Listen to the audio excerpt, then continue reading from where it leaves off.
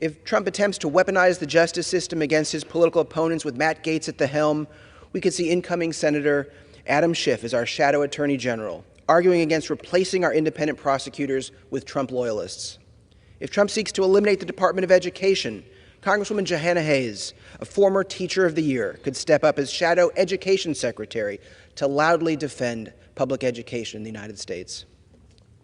If Trump orders Marco Rubio to hand Ukraine and much of Eastern Europe to Russian President Vladimir Putin, Congressman Greg Meeks, as Shadow Secretary of State, could be a strong voice in support of maintaining international relationships and protecting democracy at home and abroad.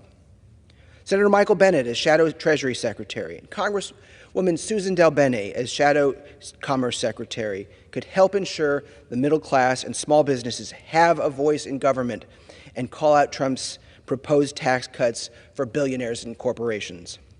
As Shadow Defense Secretary, Congressman Adam Smith, a great representative for the people of Washington and not a Fox News host, could counter Trump's threat to use military force against his political opponents and work to ensure that the Department of Defense stays loyal to the Constitution and not some wannabe dictator. And Senator Tammy Duckworth could argue against cuts to the Department of Veterans Affairs that would delay the benefits and care our service members have so rightly earned.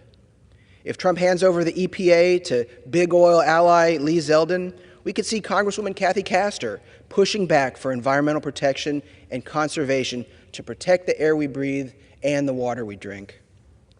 And if Trump pushes to ban abortion nationwide, Congresswoman Rosa DeLauro could step in as Shadow Secretary of Health and Human Services to defend women's right to choose and argue against the gutting of Medicare by Trump and his cronies.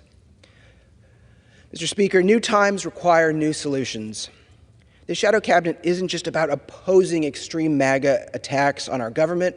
It's also about making clear what we stand for, not just what we're against.